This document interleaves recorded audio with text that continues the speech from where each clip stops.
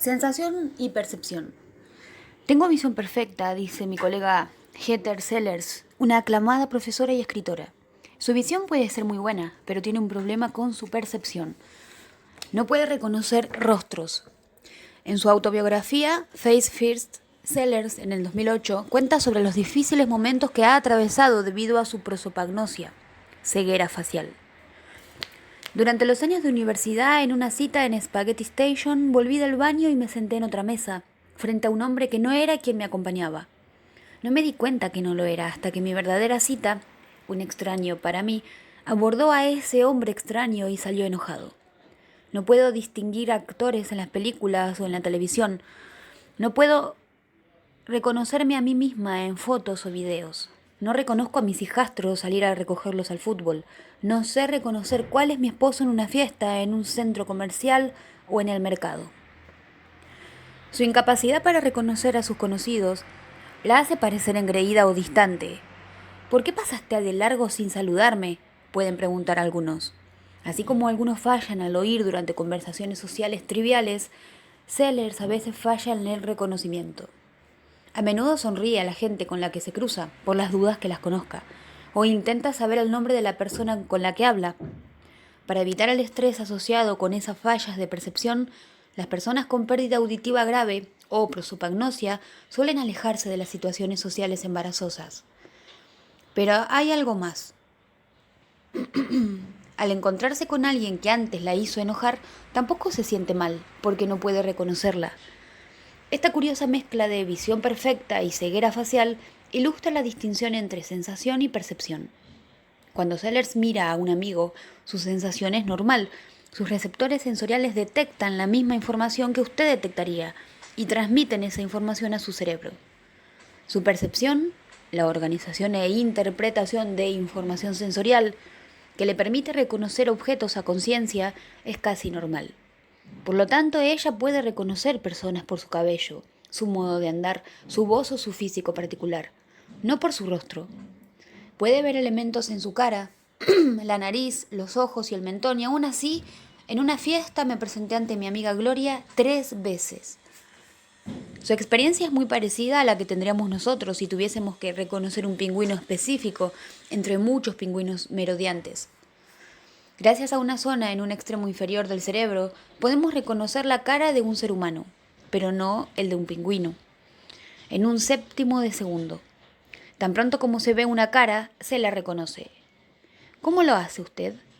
Los estímulos del mundo externo bombardean nuestro cuerpo las 24 horas del día. Entretanto, en un mundo silencioso y amortiguado, nuestro cerebro flota en la oscuridad más absoluta. En sí mismo no ve nada, no oye nada, no siente nada. Entonces, ¿cómo penetra el mundo exterior en nuestro interior? En términos modernos, ¿cómo construimos nuestras representaciones del mundo externo? ¿Cómo representamos la llama, la crepitación y el olor del humo de una hoguera como modelos de conexiones nerviosas activas? ¿Y cómo creamos nuestra experiencia consciente del movimiento y la temperatura del fuego, de su aroma y de su belleza, a partir de esos procesos neuroquímicos vitales? Para responder a estas preguntas, veamos más de cerca lo que han descubierto los psicólogos acerca de lo que sentimos, percibimos del mundo que nos rodea. La percepción del mundo. Algunos principios básicos. 1. ¿Qué son la sensación y la percepción? ¿Qué significa procesamiento ascendente y descendente? En nuestras experiencias cotidianas, la sensación y la percepción se mezclan en un proceso continuo. En este capítulo estudiaremos los componentes de ese proceso. Comenzaremos con los receptores sensoriales y a partir de ellos veamos los niveles superiores del proceso. Los psicólogos denominan procesamiento ascendente al análisis sensorial que se inicia en el nivel de entrada. Pero el cerebro interpreta lo que detecta nuestros sentidos. Construimos el dibujo de nuestras percepciones no solo sobre la base de las sensaciones que suben al cerebro, sino también de la experiencia y las expectativas, que los psicólogos denominan procesamiento descendente. Por ejemplo, mientras nuestro cerebro descifra la información de la figura 6.1, el procesamiento ascendente permite que nuestro sistema sensorial detecte las líneas, ángulos, colores que forman el caballo, el jinete y el contexto. Con el procesamiento descendente consideramos el título de la pintura, las expresiones aprehensivas y ponemos nuestra atención en los aspectos de la pintura que darán significado a esa observación. Los sistemas sensoriales naturales permiten obtener toda la información que necesitan. Permiten a cada organismo obtener la información importante. Veamos algunos ejemplos. Una rana, que se alimenta de insectos voladores, posee en los ojos células receptoras que solo se activan en respuesta a objetos móviles pequeños y oscuros.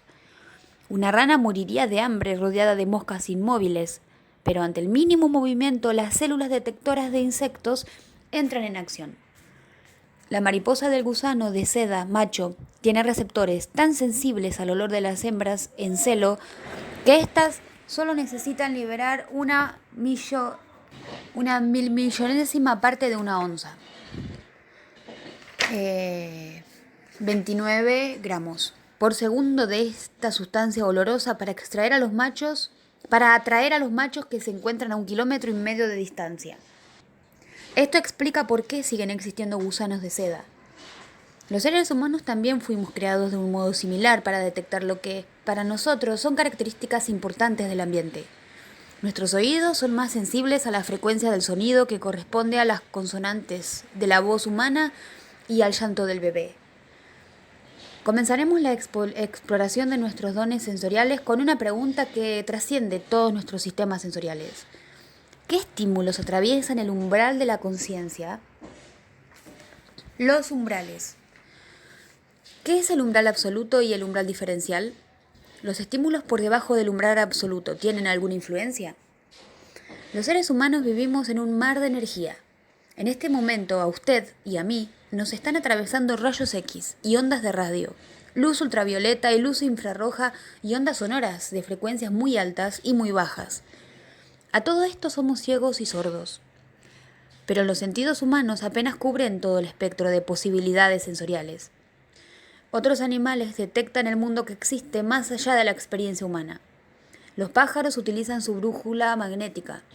Los murciélagos y los delfines localizan sus presas en el sonar, que les permite detectarlas por las vibraciones inaudibles que éstas emiten. En un día nublado, las abejas navegan detectando la luz polarizada de un sol, para nosotros, invisible. La capacidad de nuestro sentido solo nos permite ser conscientes de una zona restringida de este vasto mar de energía. La psicofísica estudia cómo esta energía física se relaciona con nuestra experiencia psicológica. Los umbrales absolutos. Para algunos tipos de estímulo tenemos una sensibilidad exquisita. En la cima de una montaña, en una noche clara y sin ningún tipo de iluminación, podemos, con nuestros sentidos normales, ver la llama de una vela en la cima de otra montaña a 45 kilómetros de distancia. Podemos sentir el aletear de una abeja que roza nuestra mejilla. También podemos oler una gota de perfume dentro de un departamento de 3 ambientes. La conciencia de estos estímulos apenas perceptibles demuestra que existe un umbral absoluto, o sea, la estimulación mínima necesaria para detectar un estímulo particular: luz, sonido, presión, gusto, olor. Los psicólogos suelen medir los umbrales absolutos mediante el registro de la estimulación necesaria para poder detectar el estímulo el 50% de las veces. Para medir su umbral absoluto respecto de los sonidos, un otorrinolaringólogo expondría cada oído a niveles variables de sonidos. Para cada frecuencia, la prueba de audición define en qué punto detectó en forma correcta el sonido la mitad de las veces. Para cada uno de los sentidos, este punto divisorio define el umbral absoluto. La detección de señales. La detección de un estímulo débil o de una señal depende no solo de su fuerza, como el tono de una prueba de audición, sino también del estado psicológico, es decir, de la experiencia, las expectativas, la motivación y la atención. La teoría de la detección de señales predice cuándo detectaremos las señales débiles, medidas como la relación entre aciertos y falsas alarmas. Los teóricos de la detección de señales han observado que los umbrales absolutos varían.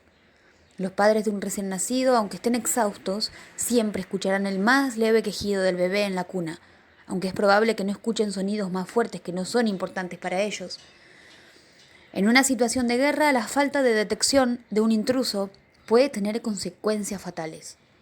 Conscientes de la muerte de muchos camaradas, los soldados y la policía en Irak probablemente perciban ruidos imperceptibles y abran fuego.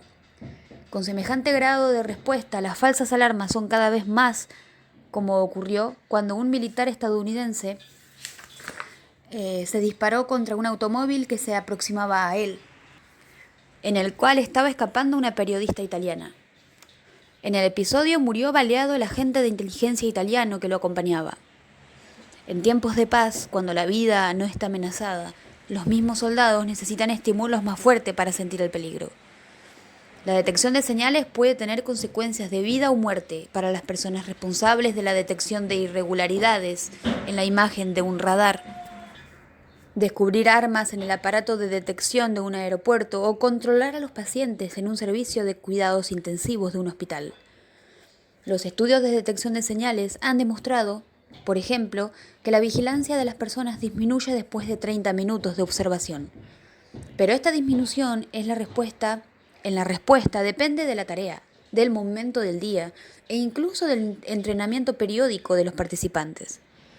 Para motivar a los empleados en los detectores de armas en los aeropuertos, la US Transportation Security Administration coloca en forma periódica imágenes de armas de fuego, cuchillos, navajas y otros objetos amenazantes en maletas que pasan por los rayos X. Cuando se detecta la señal, el sistema felicita al empleado y la imagen desaparece. La experiencia es también muy importante. En un experimento, un juego de video de 10 horas de duración, en el cual se detectaba a un intruso generando una respuesta inmediata, aumentó la capacidad de detección de señales en los jugadores novatos. Véase el capítulo 16 para analizar los efectos sociales menos positivos de la violencia en los videojuegos. La estimulación subliminal. Con la esperanza de penetrar en nuestro inconsciente, los empresarios nos ofrecen grabaciones para ayudarnos a perder peso, dejar de fumar o para mejorar nuestra memoria. Estas grabaciones contienen sonidos relajantes que ocultan mensajes inaudibles, tales como «soy delgado», «el tabaco tiene un sabor horrible» o «me va muy bien en los exámenes». Recuerdo toda la información. Esto nos permite llegar a dos conclusiones. La primera, que inconscientemente podemos sentir estímulos subliminales, en el sentido literal, debajo del umbral. Y la segunda, también inconsciente, que estos estímulos ejercen poderes sugestivos extraordinarios. ¿Podemos detectar estímulos por debajo de los umbrales absolutos? En cierto sentido, la respuesta sin duda es afirmativa. Recordamos que el umbral absoluto es solo el punto en el cual detectamos un estímulo la mitad de las veces. En ese umbral o por debajo de él podemos detectar el estímulo una parte del tiempo. ¿Pueden afectarnos aquellos estímulos que son demasiado débiles como para percibirlos? En determinadas condiciones la respuesta también es afirmativa. Una palabra o imagen imperceptible puede brevemente tener un efecto de impronta o priming en la respuesta a una pregunta posterior. En un experimento típico, una imagen o una palabra es repetidamente proyectada y luego reemplazada por un estímulo que la enmascara, que interrumpe el procesamiento del cerebro antes de la percepción consciente. Por ejemplo, en un experimento se mostraban escenas subliminales, emocionalmente positivas, como unos gatitos o una pareja de enamorados, o escenas negativas, como un hombre lobo o un cadáver. Un instante antes de que los participantes vieran diapositivas de personas. Aun cuando en forma consciente los participantes percibían solo un destello de luz, calificaron mejor a las personas cuyas fotos se habían asociado con escenas positivas. Las personas parecían ser más agradables si sus fotos aparecían inmediatamente después de la imagen imperceptible de los gatitos, que si aparecían después de la del hombre lobo. En otro experimento se expuso a un grupo de personas a olores subliminales placenteros, neutrales o displacenteros. A pesar de no ser conscientes de los olores, los participantes eligieron como más agradable un rostro neutral luego de estar expuestos a un aroma placentero. Este experimento ilustra un curioso fenómeno. Algunas veces sentimos algo que no sabemos o no podemos describir. Un breve e imperceptible estímulo a veces desencadena una respuesta débil que puede detectarse en un escaneo cerebral. La conclusión es, gran parte del procesamiento de la información ocurre en forma automática, fuera de la vista, fuera del radar de nuestra conciencia.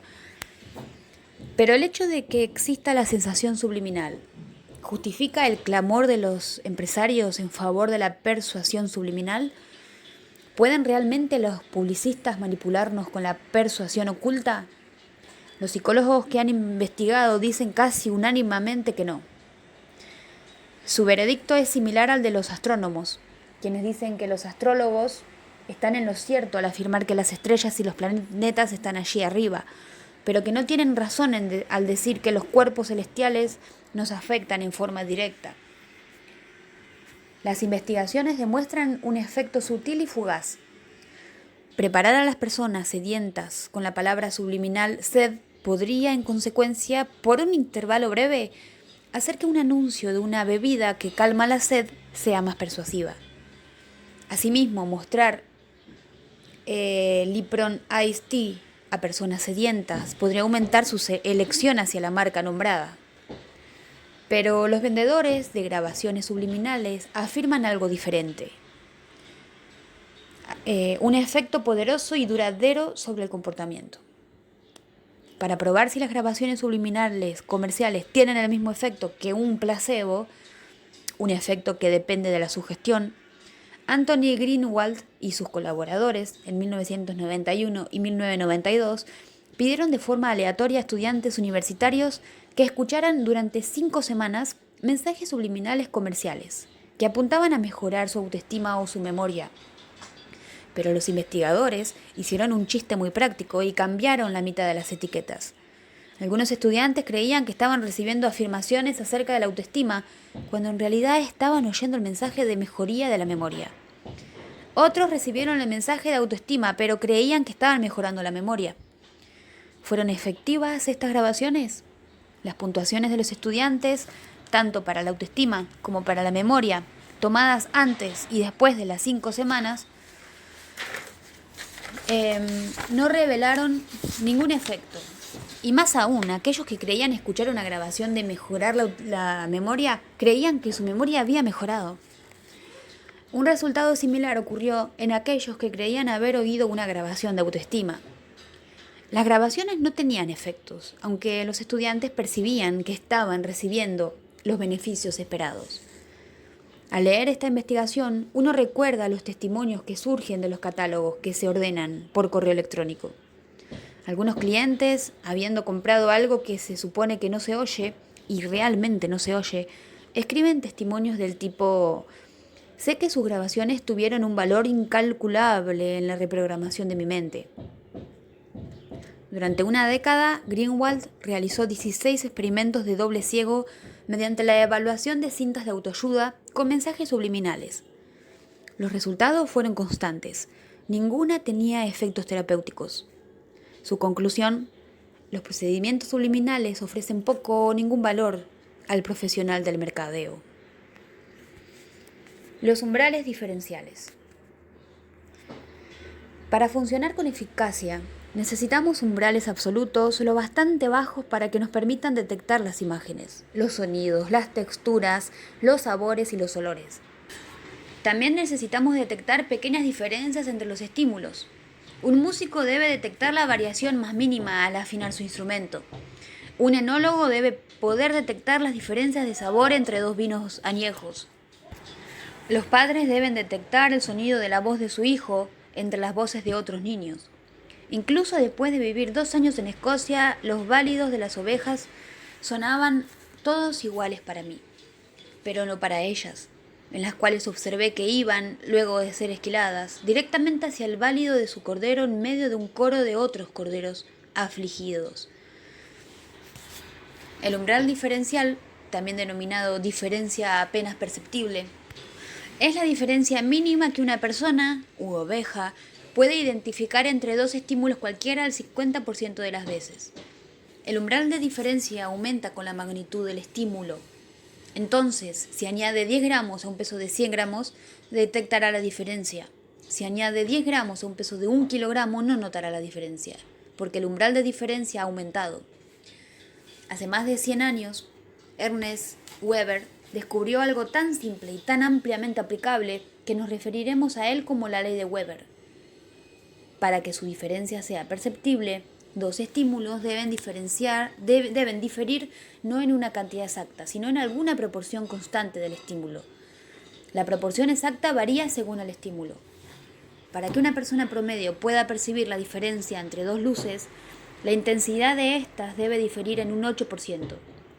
El peso de dos objetos debe diferir el 2% y dos tonos deben tener una diferencia de solo el 0,3% en la frecuencia. La adaptación sensorial. ¿Cuál es la función de la adaptación sensorial?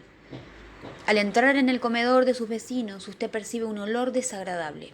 Se pregunta cómo pueden soportar ese hedor, pero a los pocos minutos usted ya no lo siente.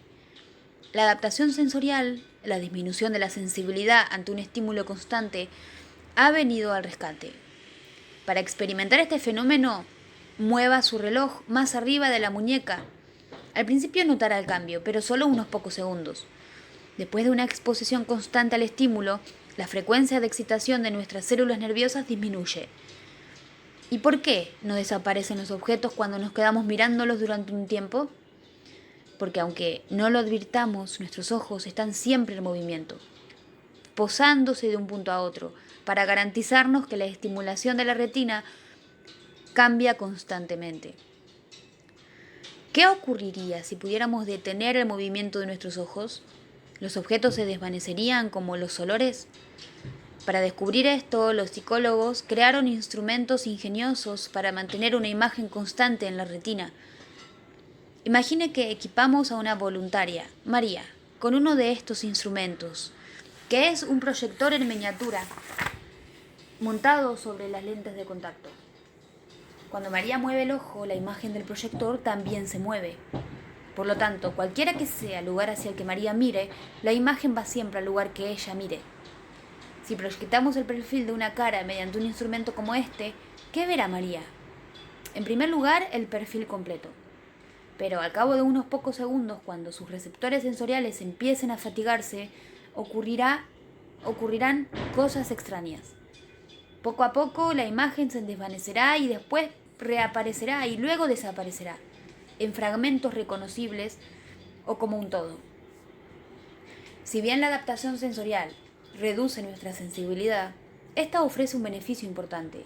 Nos permite centrar nuestra atención en los cambios informativos que se produzcan en nuestro ambiente sin distraernos con la estimulación constante y no informativa de trasfondo.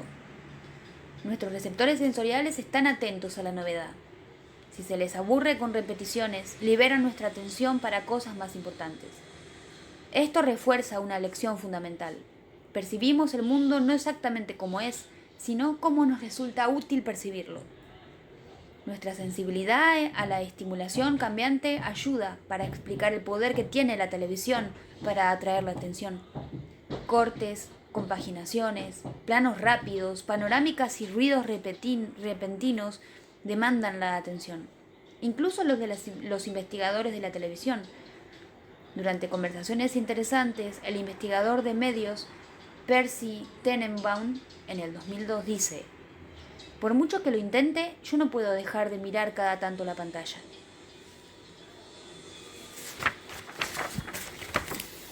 Los umbrales sensoriales y la adaptación no son las únicas características comunes de los sentidos.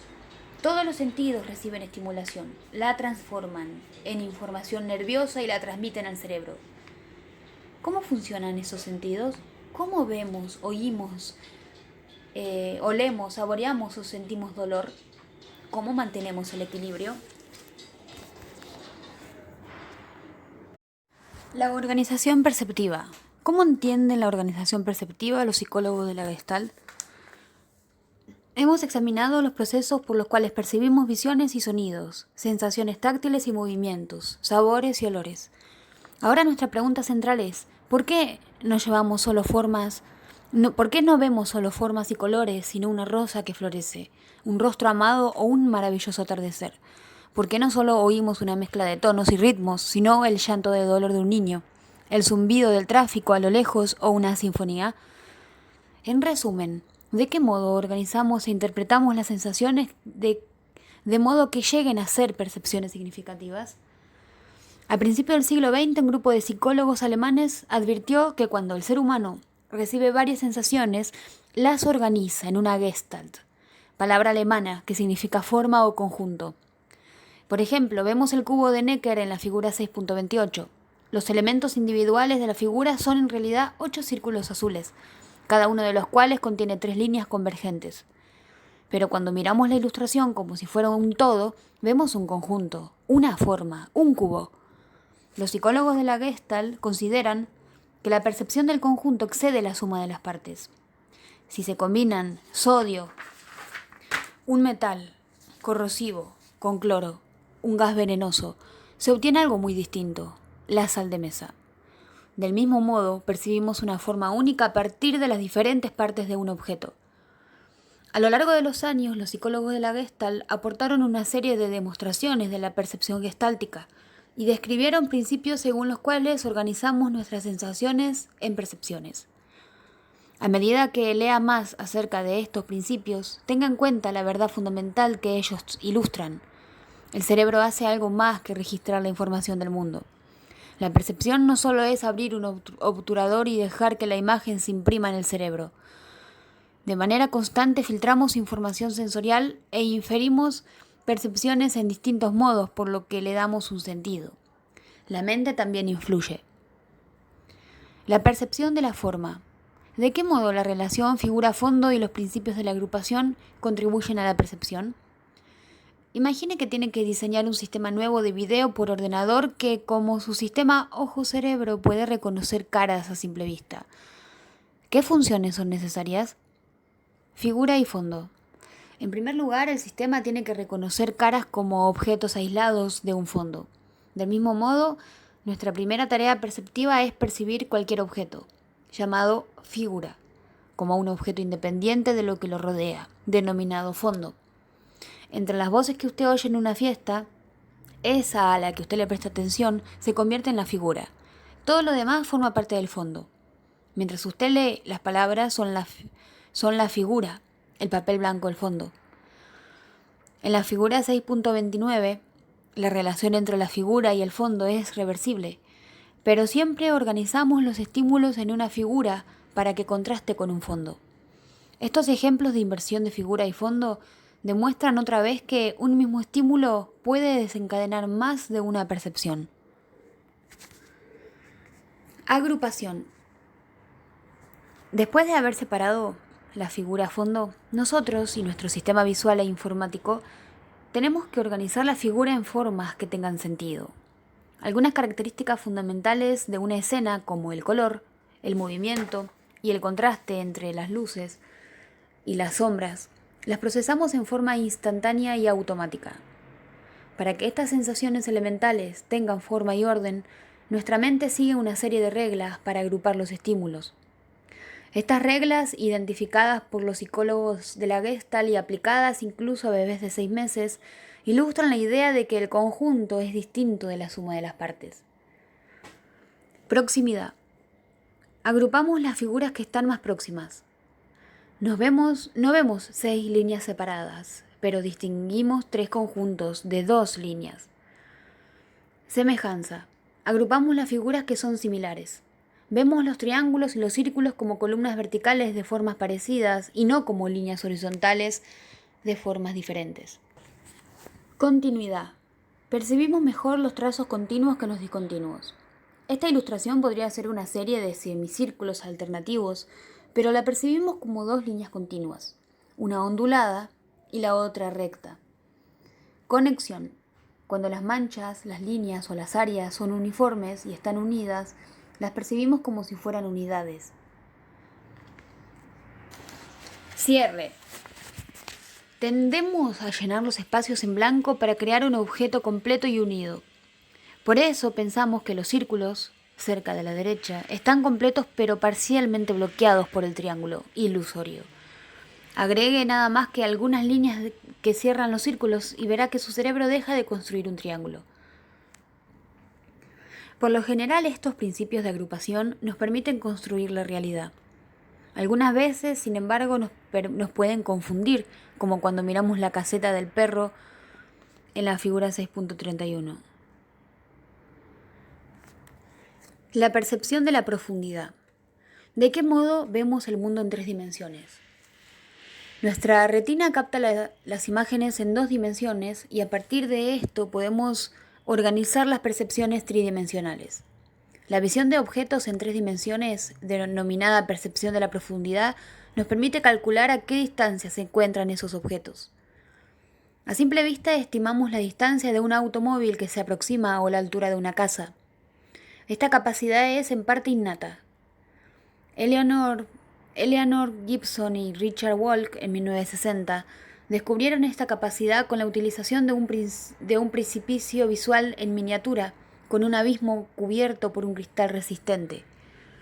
La inspiración de Gibson para estos experimentos ocurrió mientras ella estaba almorzando en un borde del Gran Cañón. Ese día se preguntó si un bebé, al mirar hacia abajo, percibiría el peligro y retrocedería. Cuando retornaron al laboratorio de la Universidad Cornell, Gibson y Walk ubicaron a bebés de 6 a 14 meses en el borde de un abismo, donde no corrían ningún tipo de peligro, es decir, un precipicio visual. Sus madres trataban de persuadirlos para que gatearan sobre el cristal. La mayoría se rehúsa a hacerlo, lo cual demostró que los bebés pueden percibir la profundidad. Es probable que los niños aprendan a percibir la profundidad en esta etapa de la vida. Sin embargo, algunos animales recién nacidos, que prácticamente no tienen ninguna experiencia visual, como los gatos pequeños, las cabras de un día de vida y los pollitos recién nacidos, responden del mismo modo. Para Gibson y Walk, esto indica que todas las especies nacen preparadas para percibir la profundidad.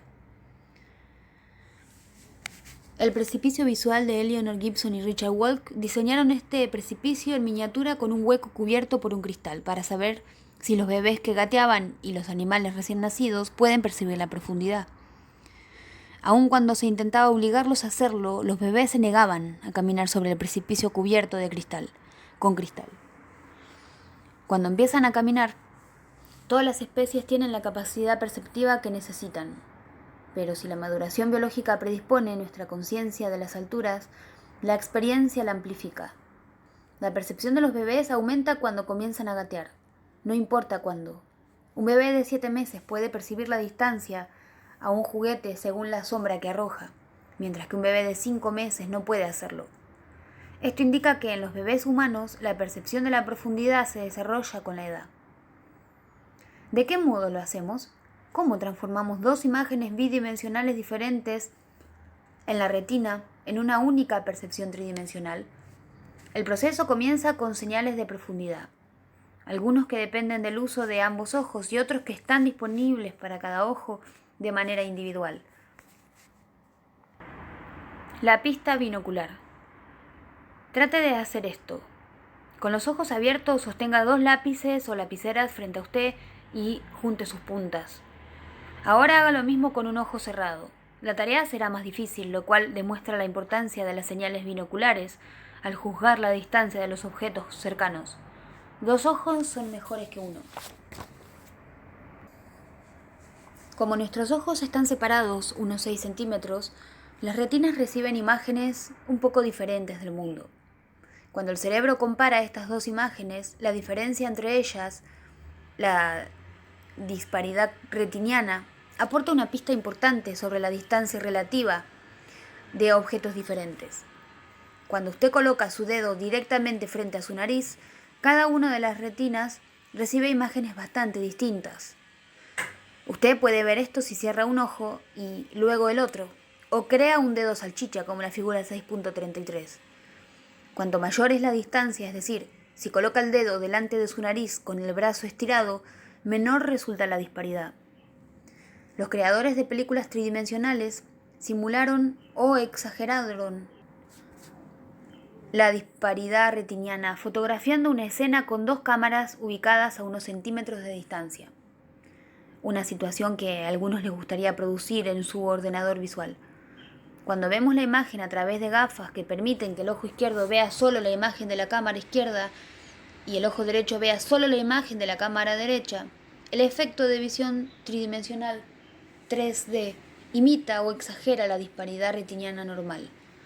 Las cámaras gemelas de los aviones pueden tomar fotos del terreno que luego se integran para producir mapas tridimensionales. Las señales monoculares. ¿Cómo sabe usted que una persona está a 10 o a 100 metros de distancia? En ambos casos, la disparidad retiniana de una persona que está mirando en línea recta es insignificante. A estas distancias dependemos de señales monoculares, disponibles para cada ojo en particular. Las señales monoculares también influyen en nuestras percepciones cotidianas. El Louis Gateway Arch, figura 6.34. La ilusión más grande del mundo creada por el hombre. ¿Es más alto que ancho o más ancho que alto? Para la mayoría parece más alto, pero lo cierto es que la altura y el ancho son iguales. La altura relativa posiblemente contribuye a esta inexplicable ilusión horizontal-vertical. Nuestra percepción de las dimensiones verticales como más largas que las horizontales. No es extraño que, aún en el caso de los bármanes más experimentados, se sirva menos jugo cuando se nos presenta un vaso alto y delgado, en lugar de uno corto y ancho. Otra pista monocular profunda, el efecto luz y sombra, puede causar más de un accidente si alguien pinta de negro el borde de los escalones de nuestra nueva habitación de la universidad, que los hace parecer más lejanos, y de color plateado brillante en la superficie plana del escalón inferior, que lo hace parecer más cerca. El resultado aparente es la falta de percepción del escalón de abajo y, para algunos, un traumatismo del tobillo o la espalda. En la figura 635 se muestra la altura relativa, la luz y sombra y otras señales monoculares. La percepción del movimiento. ¿De qué modo percibimos los movimientos? Imagine si pudiera percibir el mundo lleno de color, forma y profundidad, pero sin movimiento. No solo no podría andar en bicicleta o conducir un auto, sino que también tendría problemas para escribir, comer y caminar. Pero, por suerte, puede percibir el movimiento. El cerebro calcula el movimiento según el supuesto de que los objetos que disminuyen de tamaño se alejan, y no que se hacen pequeños, y que los objetos que aumentan el tamaño se aproximan. Pero de ningún modo puede calcular perfectamente la percepción del movimiento. Los objetos grandes, como un tren, parecen moverse más lento que los objetos más pequeños, como un auto, aunque se muevan en la misma velocidad. Tal vez en el aeropuerto haya percibido que los aviones jumbo aterrizan más lentamente que los aviones pequeños. Cuando un balón sale del campo, el cerebro del corredor calcula en forma inconsciente la trayectoria que seguirá el balón, lo cual le permite correr hacia el lugar donde se encontrará cuando llegue. Un perro que corre para atrapar un disco hace lo mismo. El cerebro también interpreta una serie rápida de imágenes que cambian ligeramente con un movimiento continuo, fenómeno que se conoce como movimiento estroboscópico. Si hacemos que pasen ante nuestros ojos 24 fotografías estáticas por segundo, se crea la ilusión del movimiento. Este movimiento no se encuentra en la película, simplemente consiste en el paso rápido de una serie de imágenes estáticas. El movimiento se construye en nuestra mente.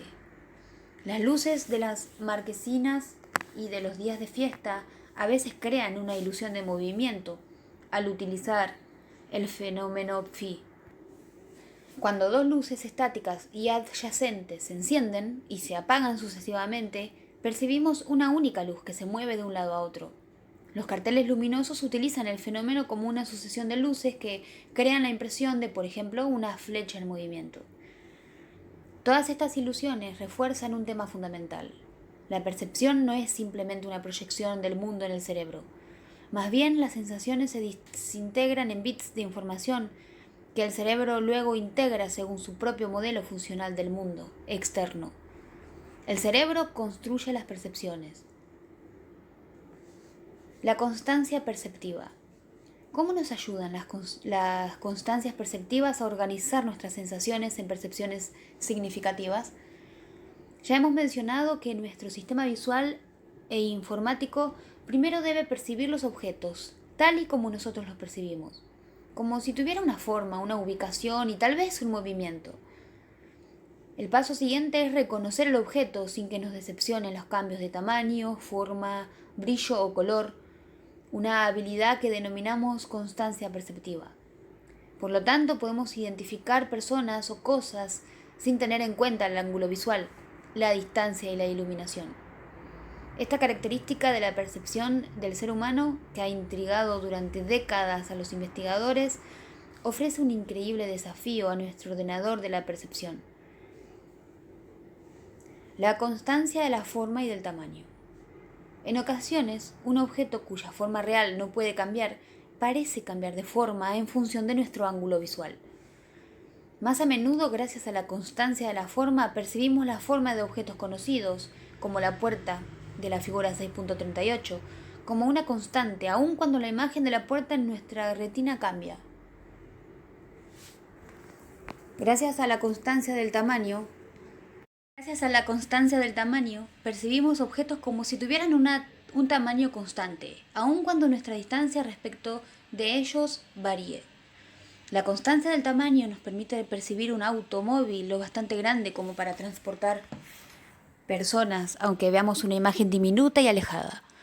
Esto ilustra la estrecha conexión entre la distancia percibida de un objeto y el tamaño percibido del objeto. La percepción de la distancia de un objeto nos ayuda a calcular su tamaño. Asimismo, conocer el tamaño aproximado que tiene un objeto, en este caso un automóvil, nos proporciona las señales para calcular la distancia a la que se encuentra. Es una maravilla cómo se produce la percepción del tamaño sin esfuerzo alguno.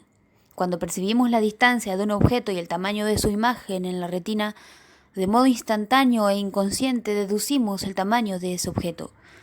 Si bien los monstruos de la figura 6.39 representan la misma imagen retiniana, la perspectiva lineal le dice a nuestro cerebro que el monstruo perseguidor está más lejos, por lo tanto lo percibimos como si fuera más grande. Esta interacción entre el tamaño percibido y la distancia percibida ayuda a explicar varias ilusiones muy conocidas. Por ejemplo, ¿puede usted imaginar por qué la luna parece aumentar el tamaño un 50% cuando se encuentra cerca del horizonte y no cuando está alto en el cielo? Durante por lo menos 22 siglos, los expertos se han preguntado y discutido acerca de las razones de esta cuestión. Una razón de la ilusión de la luna es que las señales que nos indican la distancia de los objetos en el horizonte hacen que la luna, como sucede con el monstruo distante de la figura 6.39 y la barra que está detrás de la ilusión de Ponzo de la figura 6.39b, que se encuentra detrás de esas señales, parezcan que están más lejos en el cielo nocturno. Si aleja las señales de la distancia al mirar la luna en el horizonte o cada monstruo o cada barra a través de un tubo de papel, las imágenes se harán más pequeñas de inmediato. La relación entre el tamaño y la distancia nos ayuda a entender por qué en la figura 6.40 las dos niñas de la misma edad parecen tan diferentes en tamaño. Como muestra el diagrama, las niñas en realidad tienen el mismo tamaño, pero hay una distorsión en la habitación. Visualizada con un ojo a través de un agujero, las paredes trapezoidales producen las mismas imágenes que las que produce una habitación rectangular vista con ambos ojos. Cuando se visualiza con un solo ojo, el cerebro supone razonablemente que la habitación es normal y que, por lo tanto, cada niña se encuentra a la misma distancia de nosotros. Y dada la diferencia de tamaño de las imágenes en la retina, el cerebro termina calculando que las niñas tienen diferentes tamaños. Nuestra ocasional percepción errónea revela la función de nuestros procesos perceptivos normalmente eficaces. La relación percibida entre la distancia y el tamaño suele ser válida, pero bajo circunstancias especiales puede hacernos equivocar, como cuando nos cae la ilusión de la luna o la ilusión de Ames.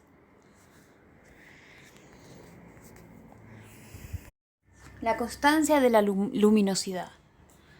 El papel blanco refleja el 90% de la luz que lo ilumina. El papel negro solo refleja el 10% cuando está iluminado por el sol. El papel negro puede reflejar 100 veces más luz que el papel blanco en la sombra, pero sigue siendo un papel negro. Esto ilustra la constancia de la luminosidad, también denominada constancia del brillo. Percibimos un objeto como si tuviera una luminosidad constante aun cuando su iluminación varíe. La luminosidad percibida depende de la luminancia relativa, es decir, de la cantidad de luz que refleja un objeto en función de su entorno. Si usted mira un papel negro iluminado por el sol a través de un tubo estrecho por el que no pueda ver nada más, ese papel puede parecer de color gris, porque la luminosidad del sol hace que refleje una gran cantidad de luz. Pero si mira ese papel sin el tubo, volverá a verlo de color negro porque refleja mucha menos luz que los objetos que lo rodean.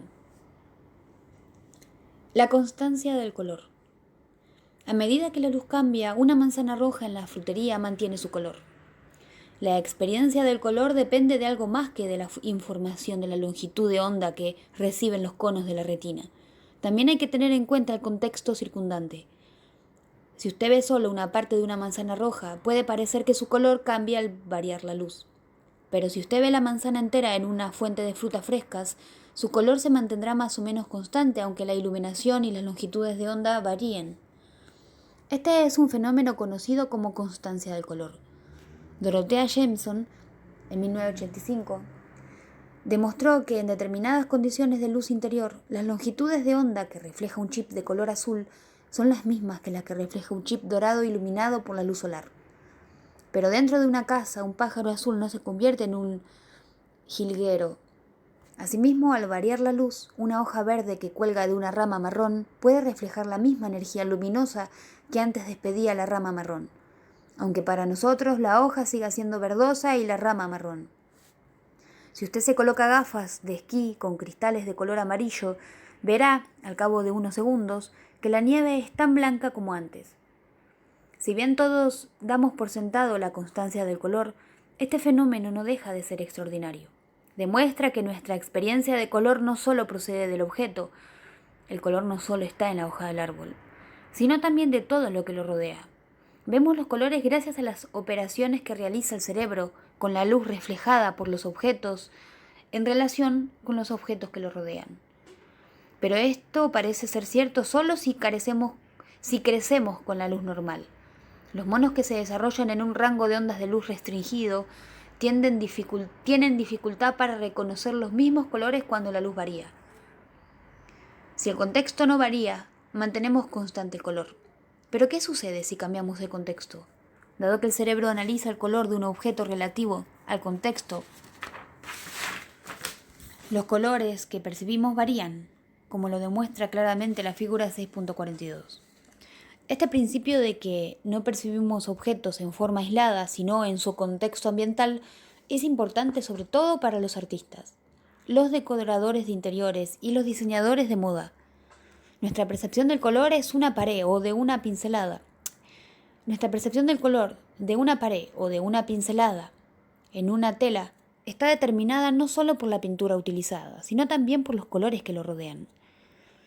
El resultado de la elección, las comparaciones gobiernan nuestras percepciones.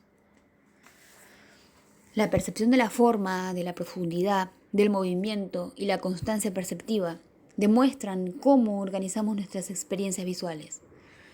La organización perceptiva se aplica también a otros sentidos. Esto explica por qué percibimos el ruido de un reloj como un tic-tac y no como tic-tac-tic. Si oímos una lengua desconocida, no podemos distinguir claramente la separación de las palabras. Sin embargo, cuando oímos nuestra propia lengua, esa separación es automática. Esto también es una forma de organización perceptiva.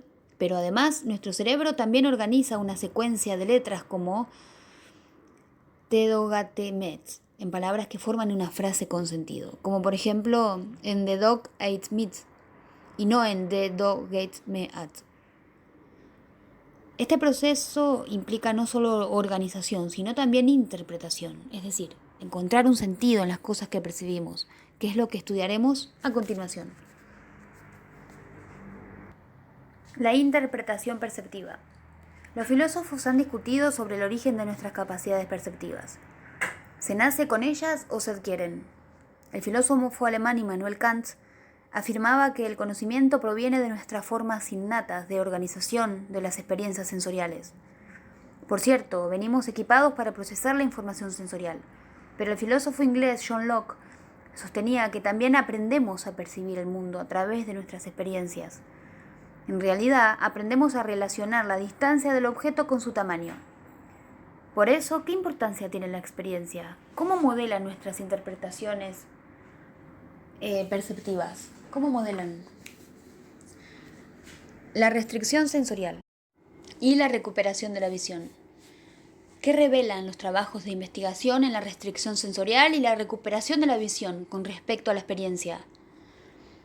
En una carta a John Locke, William Molyneux le preguntaba si un hombre ciego desde el nacimiento y ahora adulto, a quien se le había enseñado a distinguir un cubo de una esfera por el tacto, podría distinguirlos visualmente si fuera capaz de ver.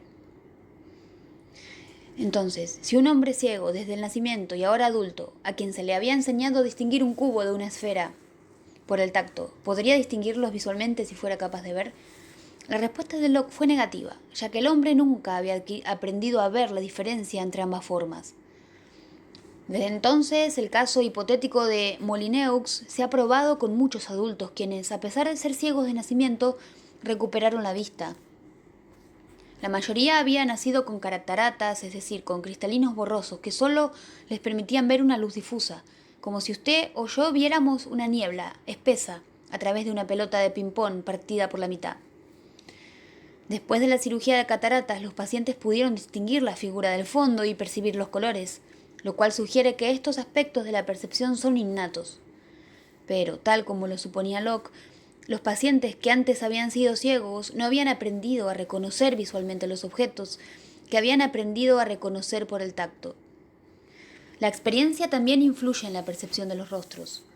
Percibimos y reconocemos los rostros individuales como un todo. Si nos muestran la misma mitad superior de un rostro unida a dos mitades inferiores diferentes, como en la figura 643, las mitades superiores idénticas parecerán diferentes. Las personas privadas de experiencia visual durante la niñez pueden reconocer que las mitades superiores son idénticas, debido a que no aprendieron a procesar los rostros como un todo. Un hombre de 43 años cuya visión fue recientemente recuperada, luego de 40 años de ceguera, pudo asociar a las personas con distintas características. María es la que tiene cabello rojo, pero no pudo reconocer instantáneamente un rostro. También carecía de constancia perceptiva. A medida que las personas se alejaban de él, percibía que se achicaban de tamaño. La visión, como lo aclaran estos casos, es en parte un sentido adquirido. Para tener un mayor control sobre estos casos clínicos, los investigadores realizaron el experimento imaginario de Molyneux con gatos y monos pequeños. En un experimento, los investigadores les pusieron unas gafas a través de las cuales solo podían ver una luz difusa. Cuando crecieron, les quitaron las gafas y pudieron comprobar que estos animales presentaban limitaciones perceptivas parecidas a las que padecen los seres humanos que han nacido con cataratas. Podían distinguir el color y la luminosidad, pero no podían distinguir un círculo de un cuadrado. Sus ojos no estaban lesionados, sus retinas todavía transmitían señales a sus cortezas visuales. Sin embargo, dado que las células corticales no habían recibido ningún estímulo, no habían desarrollado las conexiones normales. Como consecuencia, los animales continuaron siendo ciegos a las formas en un sentido funcional. La experiencia guía, soporta y mantiene la organización neurológica del cerebro. Aprendiendo a ver. A los 3 años, Mike perdió la vista en una explosión. El 7 de marzo del 2000, después de un implante de córnea que les restableció la visión del ojo derecho, pudo ver por primera vez a su esposa y a sus hijos, aunque las señales estaban llegando a su corteza visual dormida durante mucho tiempo. No contaba con la experiencia de interpretarlas. Las caras, aparte de los rasgos como el cabello, no eran reconocibles. Las expresiones se le escapaban. Ahora puede ver un objeto en movimiento y está aprendiendo a transitar por el mundo y a asombrarse por cosas como el polvillo que flota en el aire a la luz del sol.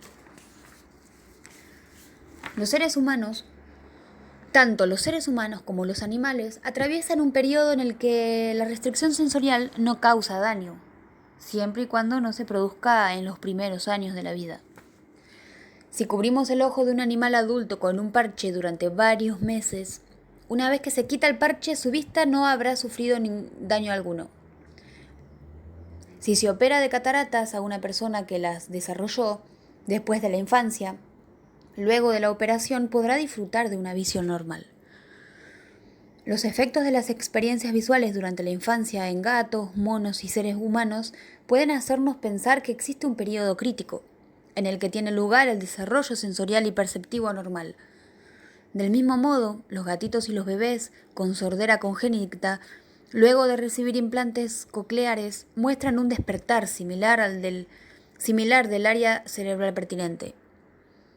La natura modela lo que la natura da. Los experimentos sobre las limitaciones y las ventajas perceptivas producidas por la restricción sensorial proporcionan una respuesta parcial a una pregunta que ya se discutió en el capítulo 4. ¿Las primeras experiencias provocan efectos que duran toda la vida? Para algunos aspectos de la percepción visual, la respuesta es sin duda afirmativa. Utilícelo pronto o lo perderá. Retenemos la impresión de las primeras experiencias visuales durante mucho tiempo. La adaptación perceptiva. ¿En qué medida es adaptable nuestra capacidad de percibir? Cuando nos ponemos un nuevo par de gafas, podemos sentirnos un poco desorientados e incluso mareados. Al cabo de 1 o 2 días ya nos hemos adaptado. Nuestra adaptación perceptiva para ajustar las entradas visuales que recibimos hace que el mundo parezca normal de nuevo. Pero imagina un par de gafas todavía más raro, un par que traslada la imagen aparente de los objetos 40 grados a la izquierda. Cuando usted se los coloca por primera vez e intenta pasarle la pelota a un amigo, no puede acertar. Y si quiere darle la mano a una persona, su mano estará demasiado a la izquierda. ¿Puede adaptarse a este mundo distorsionado? Los pollos no pueden hacerlo. Cuando les ponemos este tipo de gafas, continúan buscando donde creen que están los granos. Pero los seres humanos nos adaptamos enseguida a las gafas que distorsionan la visión. Al cabo de unos pocos minutos podrá acertar en el blanco. Al quitarse las gafas experimentará otro efecto. Al principio sus tiros irían en la dirección opuesta y no darían en el lugar correcto. Pero al cabo de unos minutos usted volvería a adaptarse. Ahora imagine un par de gafas aún más innovadoras, que literalmente dan vuelta al mundo de arriba abajo y viceversa. El fondo está arriba, el cielo está abajo. ¿Podría adaptarse? El psicólogo George Stratton, 1896, experimentó esto cuando inventó, y durante 8 días usó, un casco óptico que invertía la posición del mundo de izquierda a derecha y de arriba hacia abajo, y se convirtió en la primera persona que experimentó una imagen retiniana invertida estando de pie. El suelo estaba arriba y el cielo estaba abajo. Al principio, Stratton se sintió desorientado. Cuando quería caminar tenía que encontrar primero sus pies, que estaban arriba. Comer era prácticamente imposible, por lo que empezó a sentirse con náuseas y deprimido. Pero insistió, y al 8º día pudo buscar algo sin equivocarse de dirección y caminar sin golpearse con las cosas. Cuando finalmente se quitó el casco, se readaptó enseguida. Experimentos posteriores han repetido la experiencia. Después de un periodo de adaptación, las personas que utilizaban el casco óptico estuvieron en condiciones de conducir un ciclomotor, escalar los Alpes y pilotear un avión. ¿Pero cómo? ¿Acaso esto se debió a su experiencia de volver a invertir la percepción del mundo que estaba invertido y convertirlo en un mundo con su posición normal? En realidad no. La calle, las pistas de esquí o las carreteras todavía parecen seguir estando sobre sus cabezas. Sin embargo, la fuerza de moverse en este mundo invertido se adaptaron al contexto y aprendieron a coordinar sus movimientos. La configuración perceptiva. ¿De qué modo las expectativas, contextos y emociones influyen en la percepción? Como todo el mundo sabe, ver es creer. Como muchas personas también saben, pero no son conscientes del todo, creer es ver. Nuestras experiencias, suposiciones y expectativas pueden darnos una configuración perceptiva. o predisposición mental, que influye enormemente en lo que percibimos. Las personas reciben como más parecidas a una pareja de un niño y un adulto cuando se les dice que son padre e hijo. Y tenga en cuenta esto, la imagen en el dibujo del centro de la figura 644, ¿es un hombre tocando un saxofón o la cara de una mujer? Lo que vemos en ese dibujo puede estar influido por una primera mirada, en una de las dos versiones no ambiguas. Una vez que nos hemos formado una idea errónea acerca de algún aspecto de la realidad, tenemos más dificultad para reconocer la verdad. Abundan los ejemplos de configuración perceptiva en la vida cotidiana. En 1972, un periódico británico publicó fotografías genuinas, no retocadas, de un monstruo en el lago Ness, en Escocia. Las fotografías más sorprendentes jamás obtenidas, dijo el informe. Si esta información crea en usted la misma configuración perceptiva que produjo en la mayoría de los lectores del periódico, también verá el monstruo en la fotografía que se reproduce en la figura 645. La tentación que tenemos de formar teorías precipitadas basándonos en datos insuficientes es la plaga de nuestra profesión. Sherlock Holmes. Pero cuando Stuart Campbell, en 1986, accedió a las fotos del lago Ness, del monstruo, con una configuración perceptiva diferente, vio un tronco de árbol curvo, que se parecía mucho a los otros 3 troncos de árboles que había visto en el agua el día en que sacó la foto. Además, con esta configuración perceptiva diferente, usted ahora puede observar que el objeto está flotando inmóvil, sin producir ninguna onda concéntrica en el agua, lo cual nunca podría suceder si el monstruo estuviera vivo. Nuestra configuración perceptiva puede influir en lo que oímos, del mismo modo que influye en lo que vemos.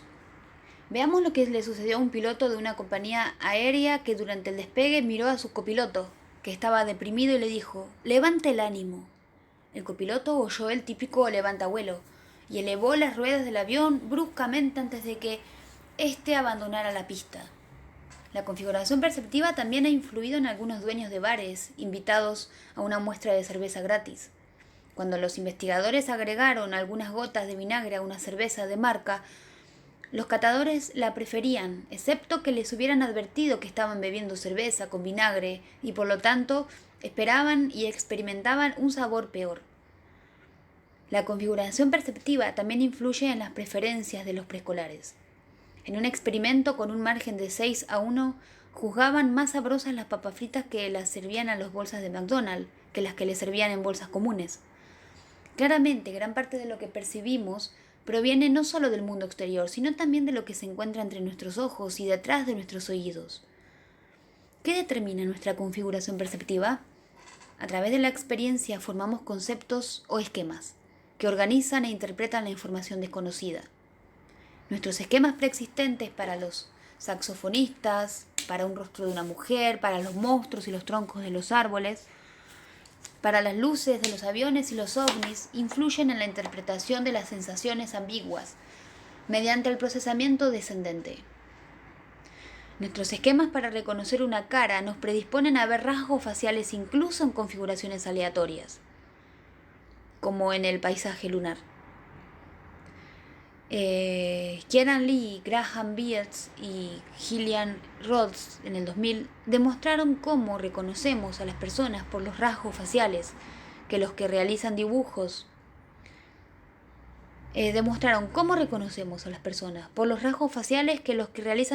animados pueden caricaturizar. Por solo una fracción de segundo, les mostraron a los alumnos de la Universidad del Oeste de Australia 3 versiones de rostros conocidos. La cara real, una caricatura creada por ordenador que acentuaba las diferencias entre esta cara y la cara conocida, y la anticaricatura, que se transformaba en rasgos distintivos. Como se ve en la figura 646, los alumnos reconocieron con más precisión las caras caricaturizadas que las caras reales. La caricatura de Arnold Schwarzenegger es más reconocible que él mismo. Predispuesto a ver rostros. El cerebro humano, un detector hipersensible de rostros, puede hallar el rostro de Dios en una nube o, como en esta foto, en la caparazón de una ostra. El reconocimiento de caras. Cuando se mostró brevemente la caricatura de Arnold Schwarzenegger, se reconoció con más exactitud que Schwarzenegger mismo. Igual ocurre con otras caras de personas conocidas. Los efectos del contexto. Un estímulo determinado puede producir percepciones radicalmente distintas, en parte por las diferencias de esquemas, aunque también por el contexto inmediato. Veamos algunos ejemplos. Imagine que oye un ruido interrumpido por las palabras huele el café. Es probable que igual percibiera la palabra muele. Si las palabras son huele la muela, aquí podría percibirse la primera palabra como duele. Este fenómeno curioso que descubrió Richard Warren sugiere que el cerebro puede retroceder en el tiempo para que un estímulo posterior determine cómo percibimos el anterior. El contexto crea una expectativa descendente que influye en nuestra percepción, que relacionamos con una señal ascendente contra esta. ¿Parece agresivo el monstruo perseguidor de la figura 6.39? ¿El monstruo perseguido, que es idéntico, parece atemorizado? Si lo ve así, usted ha sido influido por el contexto. ¿La caja del mago de la figura 647 está apoyada en el suelo o cuelga del techo? Nuestra forma de percibir depende del contexto definido por los conejos. ¿Cuánto de alto es el jugador más pequeño de la figura 648? Cuando escuchan una música triste, las personas se predisponen a percibir un significado triste en palabras homofónicas habladas. Por ejemplo, die, morir en inglés, y no die, tenir en inglés. Los efectos de la configuración perceptiva y del contexto muestran de qué modo la experiencia nos ayuda a construir la percepción.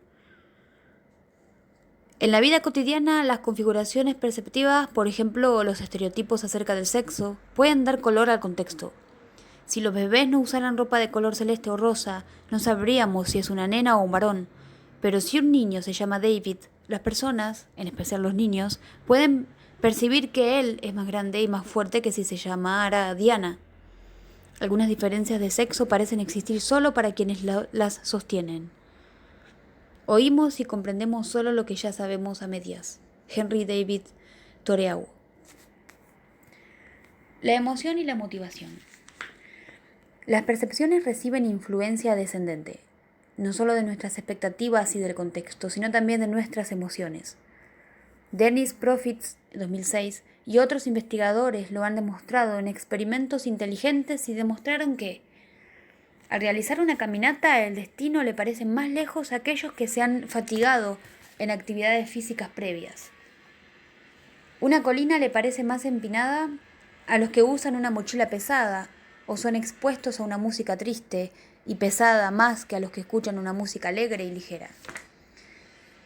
Un objetivo le parece más lejos a aquellos que empujan un objeto pesado que a los que llevan un objeto liviano. Una pelota parece más grande cuando se le pega correctamente, observó Jessica Witt y Profit en el 2005, luego de pedirle a un grupo de jugadores que elijan un círculo del tamaño de la pelota, a la que recientemente habían acertado o errado. La motivación también es importante. En experimentos realizados en la Universidad de Cornell, los estudiantes visualizaron figuras ambiguas, como la del caballo foca de la figura 649. Si las recompensas se relacionan con la visualización de una categoría de estímulos, como que se trata de un animal de granja o un animal marino, entonces después de solo una exposición de un segundo al dibujo, los observadores tuvieron la tendencia a percibir instantáneamente un ejemplo de la categoría que esperaban ver. Para confirmar la honestidad de los participantes al informar acerca de su percepción, los investigadores en un experimento redefinieron a una de las percepciones como que recibiría una recompensa.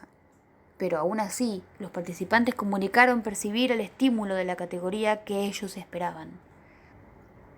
Las emociones también le dan color a nuestras percepciones sociales.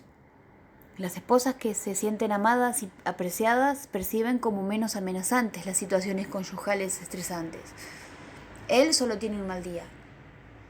Si se le dice a un árbitro profesional que un equipo tiene una historia de conducta agresiva, les asignará más tarjetas luego de ver un video de las faltas. Lee Ross nos invita a recordar nuestras percepciones en diferentes contextos. ¿Ha notado alguna vez que cuando conduce un automóvil odia a los transeúntes? El modo en que se cruzan despacio las bocacalles, casi desafiándolo a que lo atropelle, pero cuando usted es un transeúnte, odia a los conductores. Para volver a la pregunta, ¿la percepción es innata o aprendida? Podemos responder: ambas. El río de la percepción está alimentado por la sensación, la cognición y la emoción. Las percepciones simples son el producto creativo del cerebro. Y este es el motivo por el cual necesitamos varios niveles de análisis. Influencias biológicas, influencias psicológicas, influencias socioculturales. Influyen en la percepción, nuestra versión de la realidad. Influencias biológicas, análisis sensorial, fenómenos visuales no aprendidos, periodo crítico en el desarrollo sensorial. Influencias psicológicas, atención selectiva, esquemas aprendidos, principios de la Gestalt, efectos del contexto, configuración perceptiva. Influencias socioculturales, supuestos culturales y expectativas. La percepción es un fenómeno biopsicosocial. Los psicólogos estudian el modo en que percibimos con diferentes niveles de análisis, desde lo biológico hasta lo sociocultural.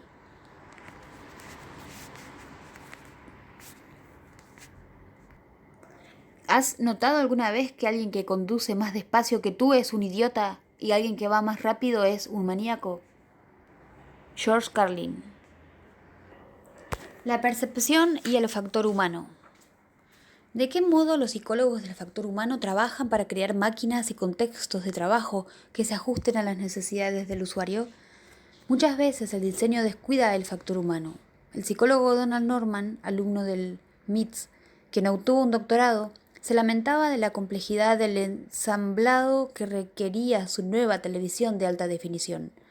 Reproductor, micrófono, grabadora digital, aparato de DVD y 7 controles remotos en un sistema de cine en casa. Fui vicepresidente en tecnología de Apple. Puedo programar docenas de ordenadores en varios idiomas. Entiendo de televisión. Puedo hacer. No importa, estoy abrumado.